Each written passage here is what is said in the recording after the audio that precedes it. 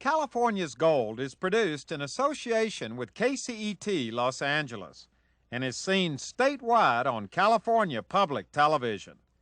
This series is endorsed by the California Teachers Association, the California School Boards Association, and the California Library Association.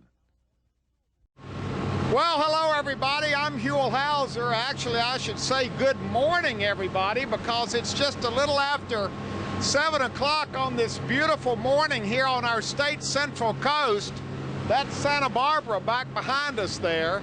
And we're on this boat heading out about 30 miles to sea in search of something. And I'm not sure exactly how to describe it, except it's about this big.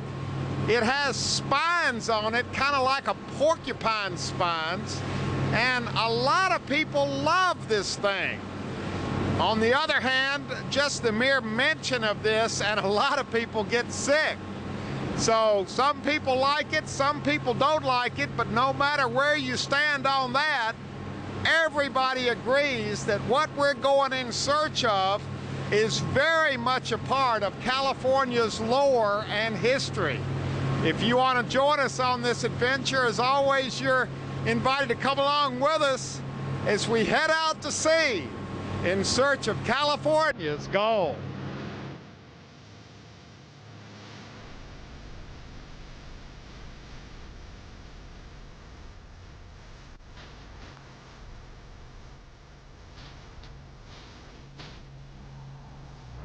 Okay, we have arrived at our destination, beautiful Santa Cruz Island. We've had quite a adventure getting over here, and Mark, you're the skipper of the Janice Anne. We're on board the Janice Anne, and now we can kind of give away what we are doing out here on Santa Cruz Island today. What are we looking for? We are looking for sea urchins. Sea urchins. Yeah. Now, a lot of people have probably never even seen a sea urchin, much less realize that there are a lot of them here in California. But this is sea urchins are a big deal in California these days, aren't they? Yep, all along the coast, and favorite in the sushi bar, that's for sure. Okay, so yeah. Sea urchins are kind of like, how would you describe them? I said they were about this big. Yeah. And had porcupine quills on them. About the size of a baseball, and spines all over, kind of like a porcupine, yeah. And where purple. Are they out here? Anywhere in the tide pools out to, shoot, even a couple 100 feet. But as far as diving goes, you know, at about 100 feet. Now, are they found in California just around the Channel Islands, or are they somewhere else as well? No, urchins are worldwide, but the preferred kind that you eat are mostly California, Japan, anything about on this latitude and where there's a lot of kelp they can eat. So this is sea urchin country out here. This is, yeah, one of Japan's favorites. All right. California, Channel Islands. Okay, all kinds of activity is going on now. What exactly is happening now, Mark? You're putting on a wetsuit. Yeah, putting on my suit. My dive meter lets me know how long I can stay down or not. You said this was your hot tub over here. Look at this, Cameron. This keeps us warm throughout the day. So you keep your wetsuit in here. And then while we're diving, if you get cold, you go for a little scoop down the old suit. Now it's super hot right now, so you got to cool it down a little bit at first, but then by the end of the day, it's just ripe to get into. So. Wow. Okay. Now, yeah. So what are you doing? You're getting your wetsuit on. Yep. And then what are you going to do? Then I'm going to put this tank on, and this is a little underwater scooter right over here. Oh, right here. Yeah. That's what kind of takes you around underwater looking for the urchins. Now, how far down do you go looking for these things? This particular place is like 20 to 40 feet deep. Now, before you go in, lots of questions are coming to my mind. Where do urchins hang out? Are they on the sides of rocks? Are they on the bed of the ocean? Where are they? They could be on both. They're across the top of rocks, or if it's in a real a spot where the swell's really big, they could be in the cracks or are they ledges. Hanging on? Or they hang on. So they're leached onto the sides of the rocks. Yeah, and then when the ocean's really flat and calm, they can just barely be clinging on. while they're walking around eating and stuff, you know. And this thing looks like it's something out of the medieval times, but it works. Tell us what this is. This is a what we call an urchin rake. There's a few different styles. An urchin rake. Rake. Now show me how this works. So this is my little measuring device. And what do you mean measuring device? Well, the sea urchins, we have a size limit, so they have to be over 3 1/4. So they have to be wider than this. Wider than that, yeah. Okay, so you measure them with this before you take them out. Right, and then this also doubles as a kelp cutter for in case you get tangled up or something. Right here. Both the insides and that side, yeah. Wow. And how do you do this? Can you? I'm going to step back while you do it. Show us how you. And this little thing swivels so you can let go. And do your work. Show us how you would sweep down under. How you would work this thing. Pick like this, or you go like that, or you hit it, however you can imagine. Just kind of like if you're in the garden, tilling your bed. Well, you're tilling your urchin bed. Right. Yep. Now, is this something you've come up with yourself, or is this? No, this has been around. I just copied it from guys previously in the business. But you made this.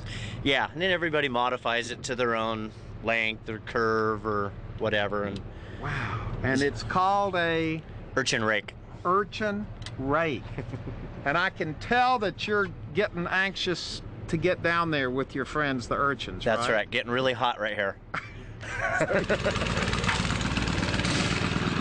Okay, now we've got Mark is hooked up to the air pump.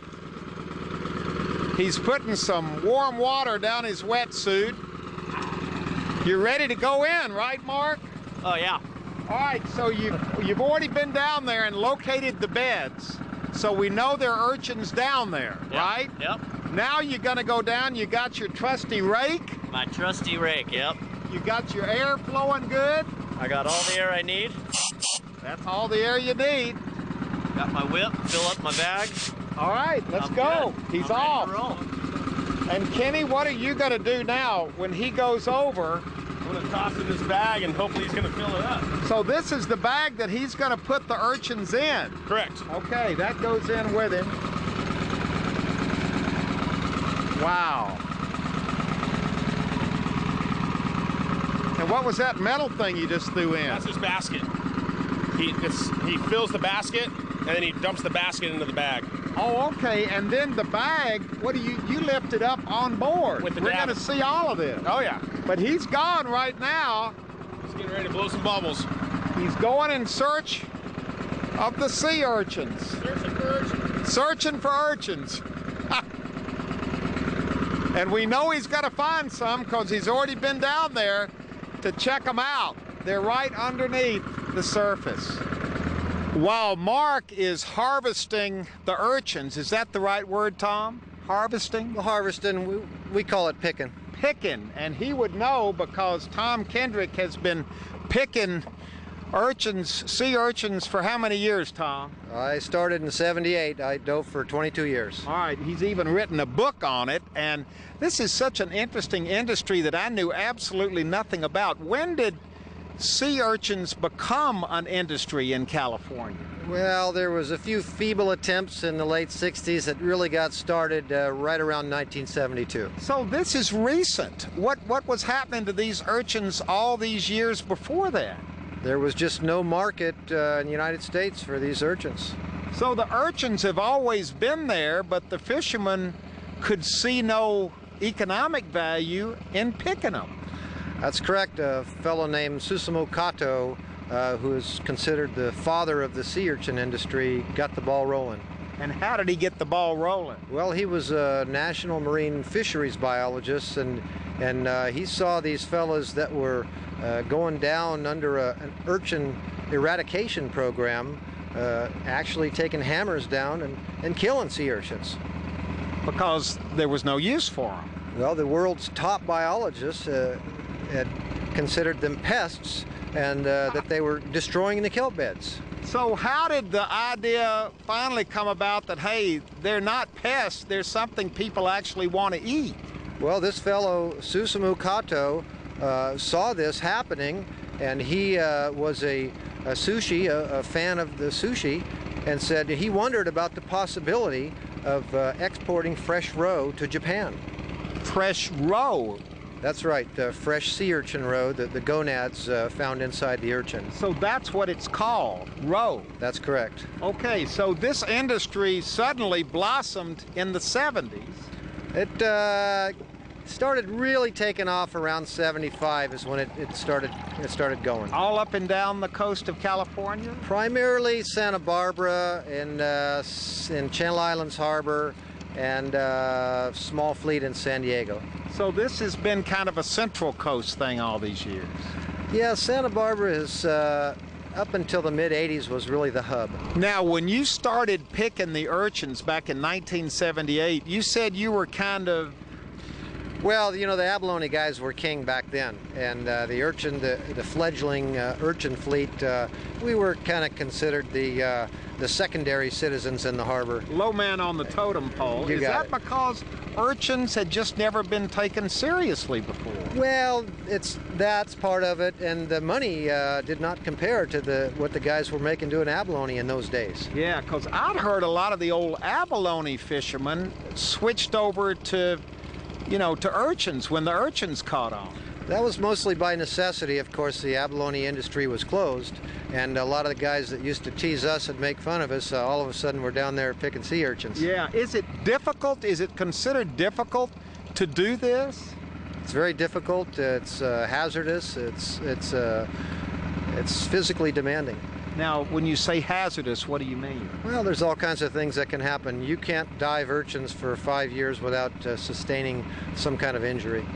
In what way? What would you do? Well, you know, you're going to bump yourself on the boat. You're going to hurt something. You're going to get hit by the outdrive. There's going to be currents and swells underwater. You'll be slammed into reefs and rocks, and a lot of things happen out here. The sea urchin business is a dynamic business. The fellas that are in it today, it's still a great way to make a living. It's a lifestyle. The guys don't get rich, but look around you. Yeah. Yeah, it's spectacular up here, and I assume it's spectacular down below as well. Well, it's the ocean, and every day is different, and you picked a good day. Okay, time has passed about 30 minutes, and suddenly, what's that that's just popped up there, Kenny? Well, Mark's got a full bag of urchins. So that signifies, well, there he is right there. Right there next to the bag. Look over here, Cameron. Kenny is pulling him in by his Coiling the hose. air hose. Yeah. And now what's got to happen? This is when a lot of action takes place very quickly, right? We try to. Sometimes things get fouled up, but for the most part, yeah. Oh, look, there's a whole bag of them underneath there. Oh my gosh. Now how do you get to this? I'm gonna throw him this line. It's got a clip on the end of it. Uh-huh. And he's actually right next to the boat now. Okay, here he goes. He's gonna hook that to the boat. He hooks that to the to the bag. To the bag. And then I'll throw him another bag, and he'll swim back out there. And So he doesn't even come out of the water. How you doing, Mark? Really good. Good urchins down there? Yeah. A lot down there. Yeah, you get to crack a few open and check them out. All right, we're going to be looking at the ones you've already got, and you're going back down, right? Back down for another. All right, here we go over here, Cameron, because what's happening? I'm gonna clear his hose so there's no foul ups. Yeah. And then throw it back to him. Send him on his way. Okay, here's the payoff right here. Oh my gosh. Look at the size of those things. This is the first time we've actually seen them.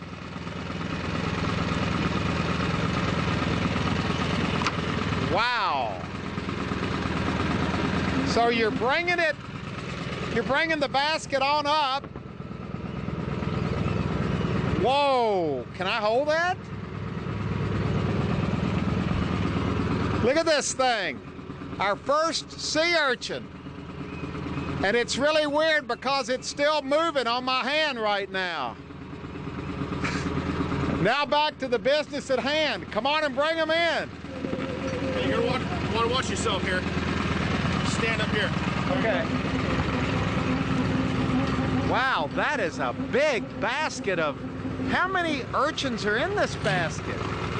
This bag probably weighs about 600-700 pounds. So what are you gonna do? You gotta put it over here now. Dump it in our live well right there, so they stay nice and fresh. That's what we try to achieve, freshness. All right, let's get them in there. Okay, here we go. Boy, this is what you call a big bag of urchins. Oh my gosh. How do you pick an urchin up?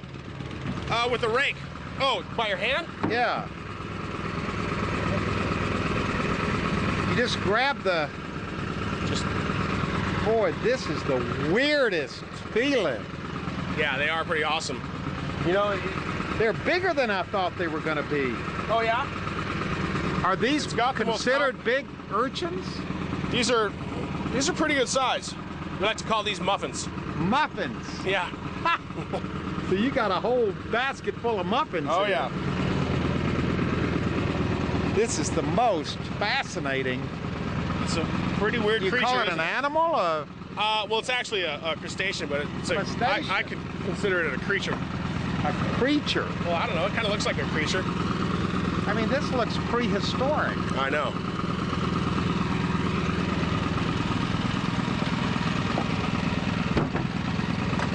What are you doing? Oh my gosh!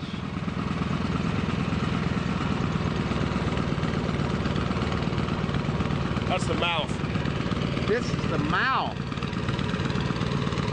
Here, hold this. There's the beak right there. Let me put this in my hand. This is the mouth and the beak. Yeah, it's like an octopus has a beak. Now, what part of it do you eat? You eat this part right here. The roe. Here, let me look at this. Right here, this is what you eat. That's California's gold right there. Sea urchins predate most animal species on the planet. 400 million years old. 400 million years old. Not kidding. So it is prehistoric. I guess so. It's old. That's old. Get me excited about them. I want to know what all this red stuff is that's on my hand that's coming off these things. I don't know. It's just kind of the dye. You know, it's the color of the urchin. I can't tell you much about the... A red dye in the urchin? You know, I heard, and I believe it may be true, that this ink has been used by royalty in the past to dye their clothing. So it's kind of a red ink, kind of a dye. And then Kenny told us that this is the eye down here. Well, that's the mouth. I mean the mouth. Yeah. It looks like it an looks eye. like an eye. And Yeah. I don't know, So- I'm just... So these little spines, they have like little microscopic reverse barbs. So you definitely don't want to get poked by one because the little barbs keep it from getting out very easy. Are they aggressive? Do they, I mean, why do they have No. these? To keep people away, don't they? It acts as protection, and the spines do, and also act as a food gatherer. So when drift kelp comes by, it snags on there, and then it's able to. That's probably 80% of their diet is, or 100%, or 80% is probably kelp and other algal matter.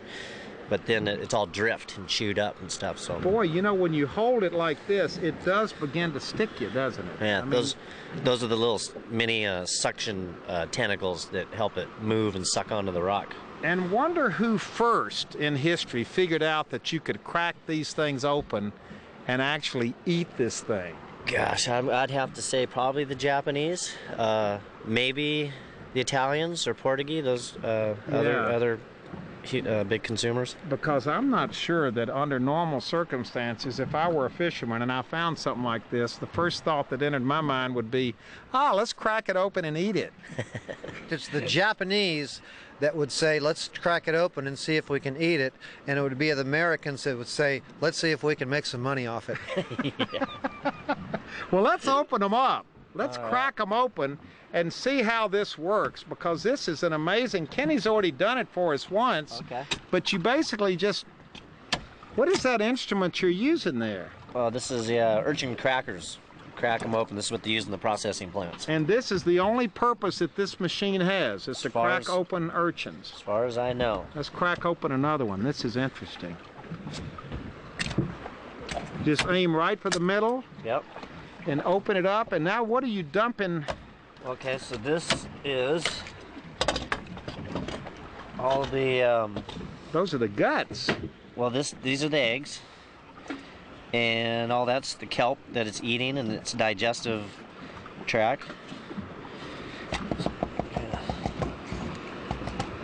Dump it out. And that's what we're going to eat right there. Yep. Kenny's over preparing some up. These are the... Each... Oh, wow. Each urchin, it's in the same class. It's an Echinodermata, and it's in the same class as a starfish, sand dollar, brittle star, and they all have sections of 5. I just tried to pick that up and it came apart in my hands. Pretty soft. How do you get those up? Well, usually in the plant, they take a little spoon. It's like your regular tablespoon, but it's kind of like cut in half. Uh-huh. Half the width. And just scoop it right out. Yep.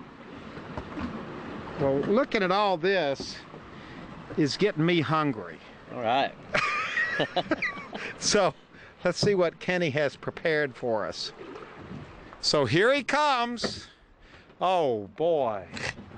Yummy. Now, these are all prepared. Now, explain to everybody exactly what we're looking at now. This is the roe that comes out of the sea urchin.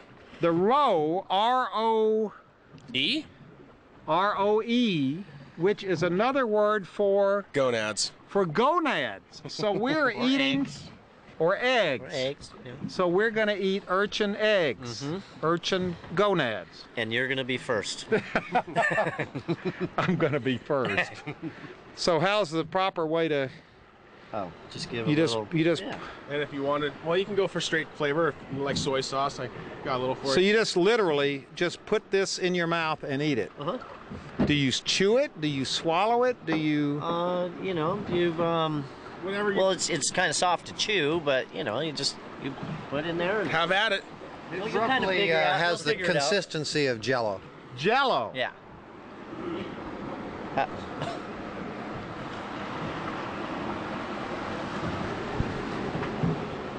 It's a very sweet Very aftertaste. good. Sweet aftertaste. Oh, boy, that's good. Sweet, Oh, wow. This stuff right here bought me 3 houses and 1 million diapers. What's it bought you? 2 houses and 500,000 diapers? And what's it bought you? A backache. What a wonderful day we had out at sea with the urchins. What an adventure. And by mid-afternoon, we had a boat full of them, and it was time to head back to the Santa Barbara Harbor and transfer them off the boat to awaiting urchin trucks. All of this worked us up into an urchin-eating frenzy. So next, we headed to a trendy Santa Barbara restaurant right on State Street for an urchin feast. Okay, first thing out of the chute, pardon the pun, what have you got here for us, Barry? These are uni shooters. It's sea urchin, quail egg, a little bit of salmon egg, and some fresh wasabi. Uni shooters. Now, did you do this just for us, or do people come in here and actually order these? People things? actually come in and order these things. An uni shooter, and is there a way to you just shoot it? Just shoot it down just like a Is shot. everybody ready to shoot the uni? Heck yeah. There you go. Cheers, cheers, cheers. Yeah. Here we go, just down the hatch.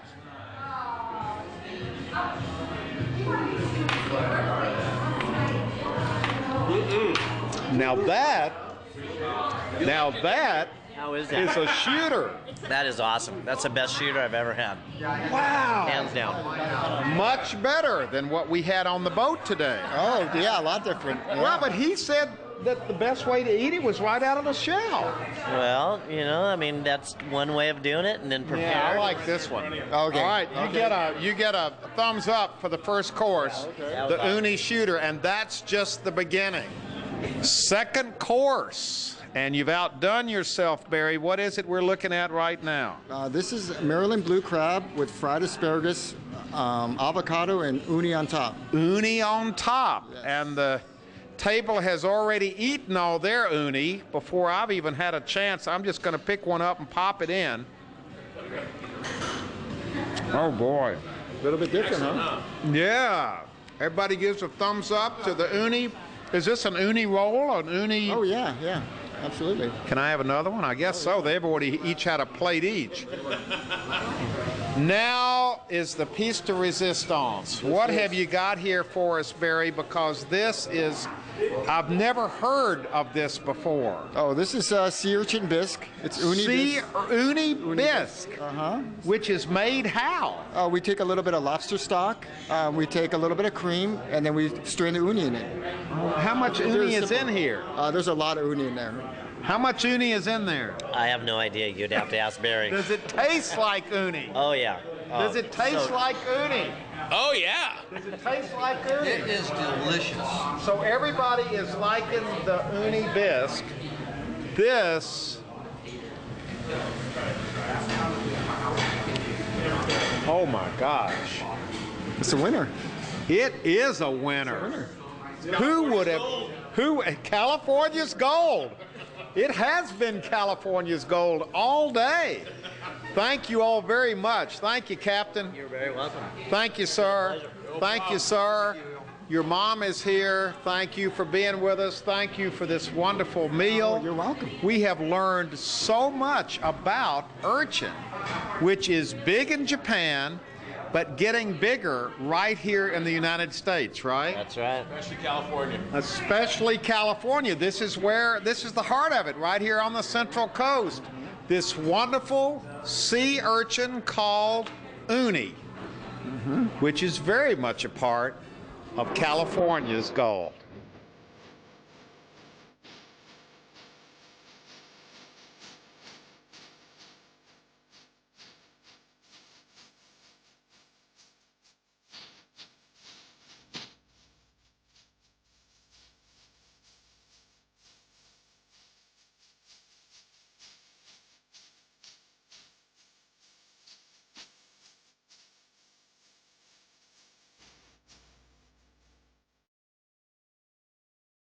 They are strange and wonderful. And if you'd like to go on this sea urchin adventure again or share it with family or friends, of course it's available on DVD.